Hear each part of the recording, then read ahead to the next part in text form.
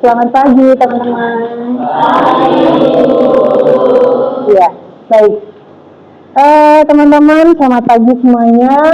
Sehat selalu ya teman-teman. Hari ini kita akan eh, masuk ke materi yang baru lagi. Yang sebelumnya di minggu kemarin saya akan coba refresh kembali ya teman-teman. Minggu kemarin itu kita belajar terkait dengan penilaian kinerja. Oke. Nah, penilaian kinerja itu apa? Saya ingin tahu sebentar sebelum kita masuk ke materi selanjutnya. Apa penilaian kinerja? Penilaian kinerja itu menurut saya itu penilaian yang struktur, sesuai dengan hasil evaluasi yang ada, sesuai dari kebijakan perusahaan. Oke, baik. Penilaian kerja itu hasil kerja yang dinilai dari atasan. Oke, dari atasan. Ada lagi? Mungkin pemberian feedback dari itu bukan dari klien. Dari? Pemberian feedback dari klien. Dari klien? Iya. Oke, bisa dengan dari klien. Oke, baik. Teman-teman, saya senang teman-teman sudah bisa refresh kembali terkait dengan penilaian kinerja. Bahwa penilaian kinerja itu adalah hasil dari nilai kita atau hasil dari produktivitas kita yang dinilai oleh baik dari rekan kerja, klien kita, atasan kita utamanya untuk melihat seberapa besar value kita atau kualitas kita dalam perusahaan itu. Tentunya ini tidak terlepas dari bonus nantinya yang akan kita dapatkan. Hari ini terkait dengan bonus dan sebagainya, kita akan beralih lagi ke materi yang baru, yaitu terkait dengan upah. Ya, teman-teman. Ada yang tahu upah itu apa? Ya, upah itu apa, teman-teman? Hasil yang didapatkan dari bekerja. Oke, betul. Jadi kalau teman-teman kerja setiap hari sampai akhir bulan gitu ya, setelah selesai kita mendapatkan upah apa yang menjadi hasil atau hasil kerja kita atau jasa kita ya. Sebentar, sebelum kita mulai ke upah teman-teman, kita wajib tahu dulu tujuan perkuliahan kita hari ini apa teman-teman semuanya. Upah, kalau teman-teman berbicara terkait dengan upah, harapan saya kita belajar terkait hari ini bahwa teman-teman semua mampu memahami terkait dengan penyelesaian kompensasi dengan upah.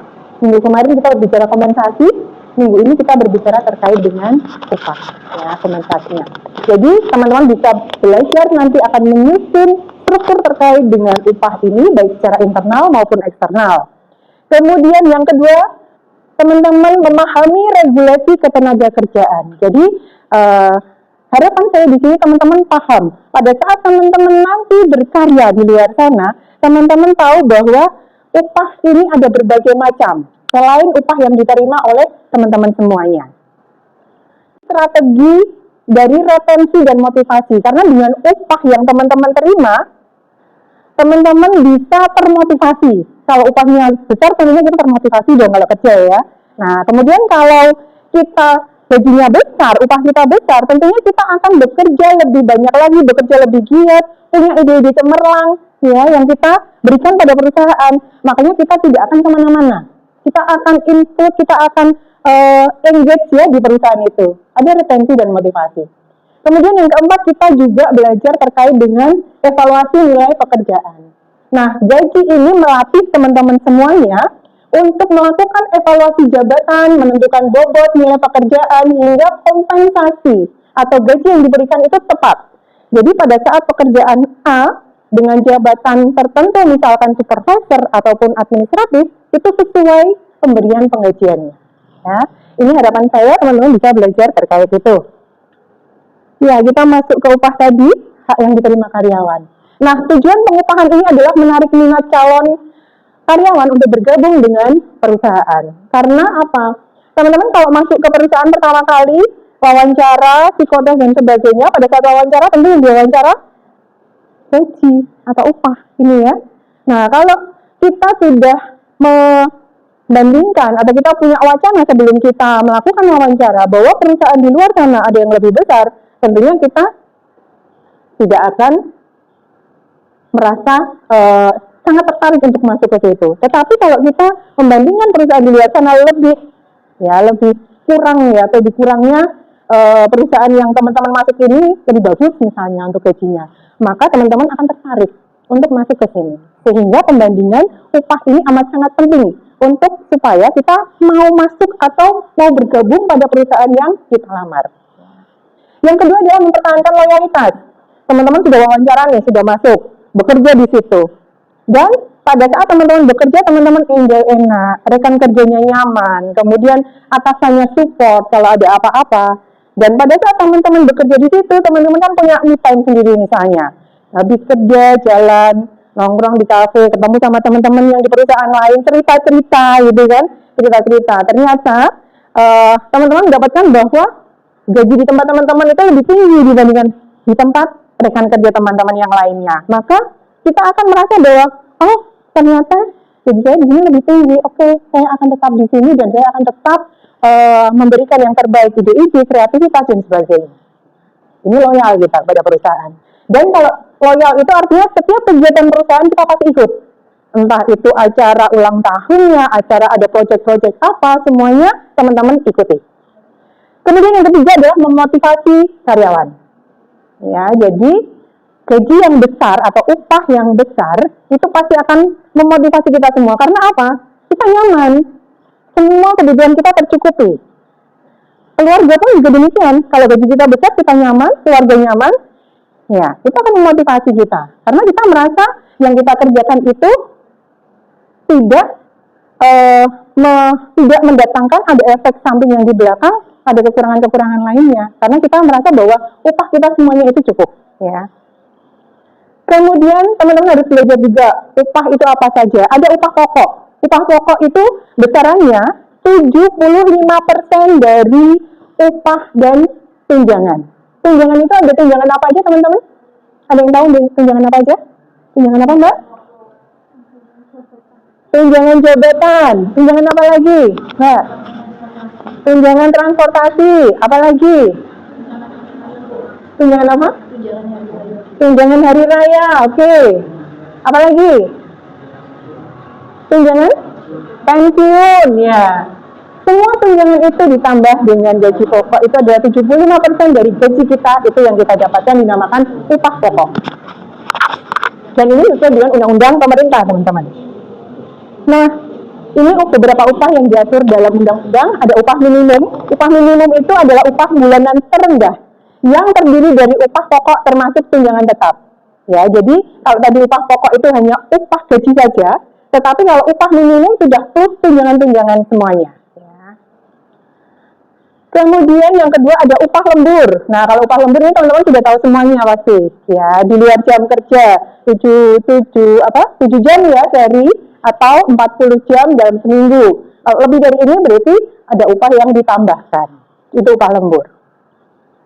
Kemudian ada upah pokok, yaitu berdasarkan tingkatan atau jabatan yang diterima oleh karyawan. Kalau jabatannya masih di bawah karyawan, tentunya menyesuaikan rate-nya. Naik di atas supervisor, ada tambahan tunjangannya. Naik lagi manajer, pasti akan ada tambahannya lagi. Ya, ini dinamakan upah pokok yang sifatnya tetap.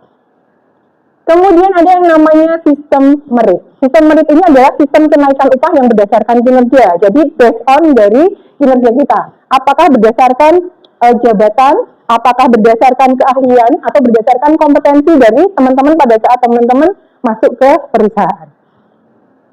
Kemudian ada penyesuaian upah. Nah, ini pada saat sekarang kita tahu ya teman-teman ya, penyesuaian upah dilakukan kenapa?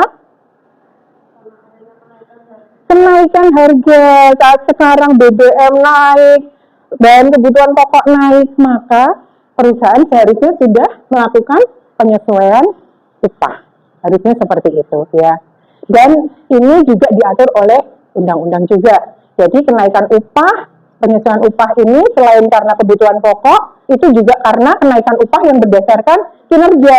Seperti tadi, ada penilaian, ya, penilaian kinerja sebelumnya.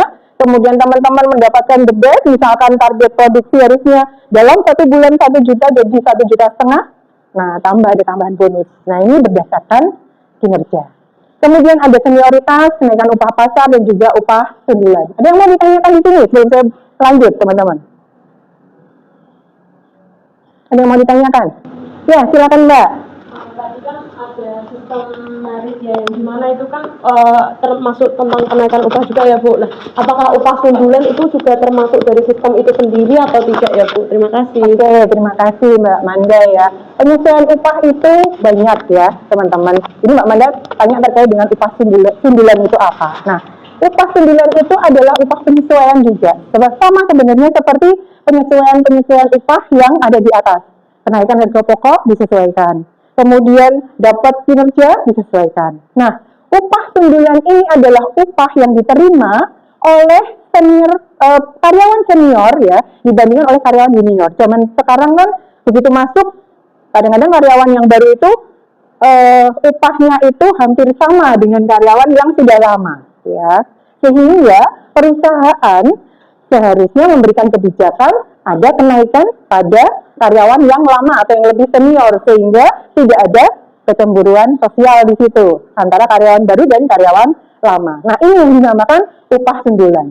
Upah yang disesuaikan oleh perusahaan yang diberikan pada senior atau karyawan yang sudah lama bekerja. Oke, itu Mbak Manda menjawab ya? Oke, baik. Terima kasih. Kita lanjut, teman-teman. Nah, kemudian ada pembedaan upah juga, teman-teman. Pembedaan upah itu apa? Tentunya akan berbeda ya. Upah yang antar wilayah, kita tahu bahwa Jawa Tengah, Jawa Timur, Jawa Barat itu kan berbeda upahnya. Ya kan? Besaran upahnya. Kemudian yang di daerah terpencil, kadang di daerah terpencil itu bahkan upahnya kita hanya ditukar dengan bahan pokok, misalnya ditukar dengan ketela, ditukar dengan beras dan sebagainya ya teman-teman ya. Kemudian ada pembeda penempatan di luar negeri, ini beda lagi. Kemudian ada upah pada lingkungan kerja yang punya risiko bahaya tinggi, di kilang minyak lepas pantai, kalau ada apa-apa, nah itu gajinya akan lebih tinggi karena high risk juga, upahnya juga akan semakin tinggi. Kemudian ada pembeda upah yang terkait shift kerja, shift pagi, shift siang, shift malam, ya itu tentu akan berbeda. Ya, yang biasanya shift malam itu akan lebih ditambahkan dibandingkan dengan pagi dan juga siang hari, karena malam tentunya waktu tubuh kita yang harusnya istirahat, kita harus bekerja. Kemudian upah yang terkait dengan panggilan darurat, ya teman-teman, kalau panggilan darurat yang di pikiran apa yang ada? Pemadam kebakaran. Ya, yang selalu siap sedia ya, upah terkait dengan kerja darurat. Jadi seperti dokter, kemudian juga pemadam kebakaran juga, kalau ada apa-apa mereka langsung berangkat. Ini salah satu pembeda upah, tentunya akan berbeda. Nah, di sini ada sistem upah, ada upah co-partnership, upah menurut waktu, upah menurut prestasi, upah menurut premi, indeks, dan juga skala. Kita akan lihat satu-satu teman-teman. Sistem upah menurut waktu itu ada upah harian, upah mingguan, upah bulanan ya. Kalau kita kerja di Indonesia ya, ini ada menurut waktunya. Kemudian ada upah prestasi, yaitu hasil prestasi tadi teman-teman kinerjanya yang dihitung dapat prestasi. Kemudian ada upah skala. Upah skala ini berdasarkan perubahan hasil produksi ya, seperti yang saya bilang tadi bahwa kalau dalam sebulan perusahaan misalkan ada 10.000 ton menghasilkan produksi, kemudian bulan ini meningkat jadi 20.000 ton. Maka selisihnya itu akan dibagi dalam bentuk bonus atau upah itu tadi ya. Kemudian ada upah indeks, yaitu upah berdasarkan perubahan harga pasar. Ya tadi ya, kita sudah belajar terkait dengan kalau bahan-bahan pokok naik akan berubah upahnya. Kemudian ada upah premi, upah co-partnership, yaitu upah yang biasanya diterima karena kepemilikan saham masing-masing karyawan. Ada upah komisi, yaitu persentase dari hasil penjualan. Kemudian ada kompensasi, teman-teman. Nah, ini adalah upah yang tidak pada saat teman-teman masuk kerja, tapi tetap dibayar. Ya, ini ada pada saat teman-teman sakit, haid ya, kalau yang cewek ya. Kalau yang cowok pada saat istrinya melahirkan, anggota keluarga ada yang meninggal, kemudian melaksanakan tugas pendidikan dari perusahaan, kemudian menghitankan anak, pembaptisan anak, ada juga istri keguguran kandungan yang cowok ya, kemudian menjalankan kewajiban negara, menjalankan tugas serikat pekerja, karena di Indonesia kan ada serikat pekerjanya teman-teman. Kemudian teman-teman menikah, itu juga dapat cuti, menikahkan anak juga dapat cuti, melaksanakan hak istirahat dan menjalankan ibadah yang diperintahkan agama, kemana berarti? Menjalankan ibadah yang diperintahkan agama kemana cutinya? Masjid, kemana? ke Mekah, umroh, ibadah haji, ke masjid. Oke. Nah, kalau ada yang tidak mampu bekerja karena sakit, biasanya 4 bulan pertama masih dikasih 100%. 4 bulan selanjutnya turun lagi jadi 75%. 4 bulan selanjutnya turun lagi jadi 50%. Sebelum ada penghentian dari perusahaan. Kalau cacat tetap ya, teman-teman, tentunya akibat kecelakaan kerja ini juga ada santunannya. Ini pesangon, kemudian ada program jam sostek. Nah, kita masuk ke teorinya teman-teman. Dalam upah ini ada teori keadilan finansial. Nah, teori keadilan finansial ini adalah teori motivasi, di mana orang itu menilai kinerja dan sikap mereka itu membandingkan kontribusi mereka pada pekerjaan dan keuntungan yang mereka peroleh dari kontribusi dan keuntungan dari orang lain yang sebanding. Artinya teman-teman membandingkan, saya kerja di sini sudah mengeluarkan tenaga, pikiran, saya dapatnya segini. Kalau teman saya di bagian yang lainnya juga bekerja sama, dapatnya juga sama misalnya, dengan effort yang sama. Maka kita mencoba untuk membandingkan keadilan ini, bahwa oke lah, berarti kita sama-sama di sini gajinya cukup adil gitu ya di perusahaan ini. Atau mereka membandingkan usaha mereka dengan karyawan lain yang ada di luar perusahaan, bahwa saya kerjanya di perusahaan marketing misalnya, di luar sana karyawan ada yang di perusahaan pabrik, misalnya di pabrikan, tapi sama-sama bekerja, effortnya, hasilnya itu sebanding juga dengan yang saya terima. Mereka membandingkan seperti itu. Ada teori-teori keadilan semacam itu. Kemudian ada yang namanya keadilan finansial, yaitu persepsi perlakuan pembayaran yang adil bagi para karyawan tadi ya. Kita membandingkan keadilan tadi. Kemudian ada keadilan internal. Keadilan internal ini terwujud ketika karyawan menerima pembayaran menurut nilai relatif pekerjaan dalam organisasi yang sama. Jadi kita membandingkan diri kita dengan rekan kerja kita. Itu keadilan internal, bahwa kita sama-sama mendapatkan kompensasi yang sama. Kemudian kalau keadilan eksternal, kita membandingkan diri kita dengan karyawan lain yang ada di luar, ya, bahwa itu sama. Kemudian ada yang namanya keadilan karyawan, yaitu keadilan yang terwujud ketika orang-orang menjalankan pekerjaan yang serupa untuk perusahaan yang sama dan menerima bayaran menurut faktor-faktor khusus pada diri karyawan seperti tingkat kinerja atau senioritas. Ya, ini adalah keadilan yang terwujud pada perusahaan. Mereka menerima bayaran kan tentunya berjenjang ya. Kalau yang senior tentunya lebih tinggi dibandingkan yang junior. Kemudian ada yang namanya keadilan tim. Keadilan tim ini tercapai ketika tim diberi imbalan itu berdasarkan pada produktivitas kelompoknya. Ya, kalau teman-teman nanti pasti akan bekerja dalam tim, tidak mungkin tidak dalam perusahaan.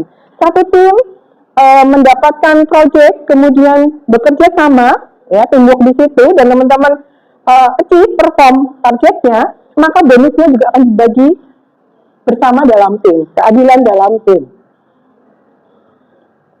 Nah, ini penyusunan skala gaji, itu adalah filosofinya atau prinsip kompensasi dari perusahaan adalah kombinasi antara kompensasi yang berbasis jabatan, ya, disesuaikan antara karyawan, supervisor, manajer, atau berbasis personal. Personal itu berdasarkan skill atau keahlian atau kinerja tadi.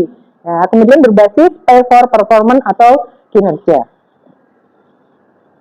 Kemudian pada saat kita melakukan satu penyusunan, ya, penyusunan terkait dengan upah berdasarkan PP Pemerintah Nomor 78, kita mengatur beberapa kebijakan bahwa struktur dan skala dalam penggajian itu harus berdasarkan ada golongan, ada jabatan, ada pendidikan dan juga kompensasinya.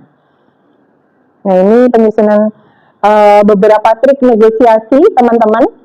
Ya, pada saat teman-teman melakukan satu wawancara pada perusahaan, kalau teman-teman melakukan survei terkait dengan gaji, ya, cari tahu dulu. Sebelum teman-teman melakukan wawancara, cari tahu besaran gaji perusahaan itu seberapa, atau mungkin yang sama dengan perusahaan itu ada berapa, ya.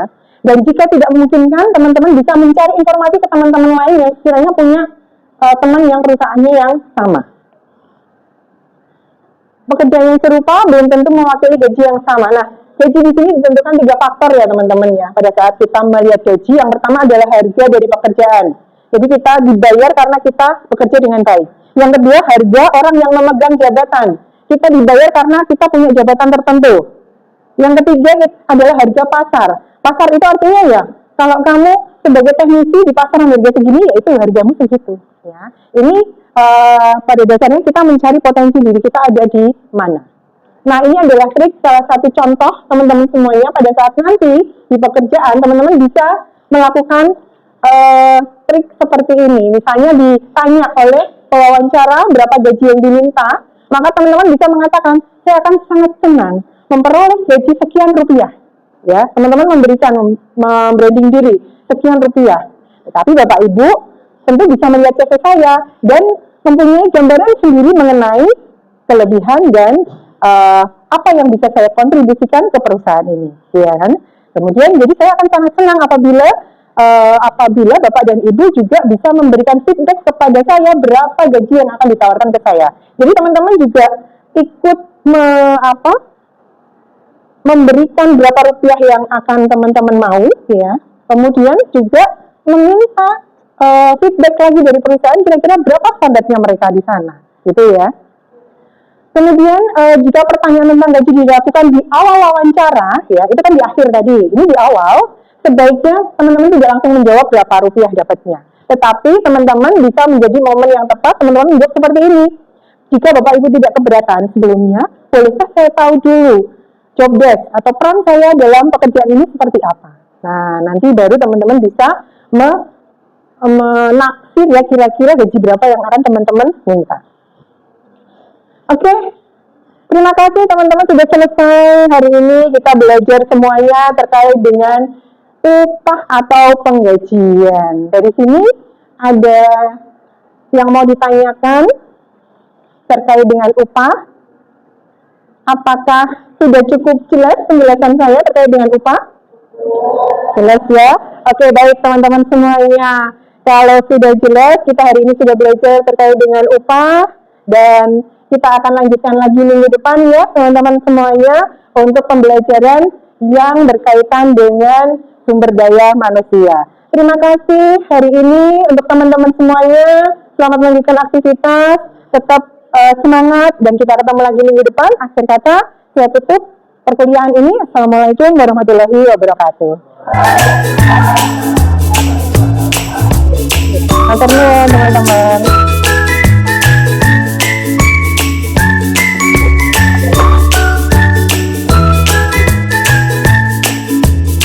Terima kasih. Terima kasih. Terima kasih ya.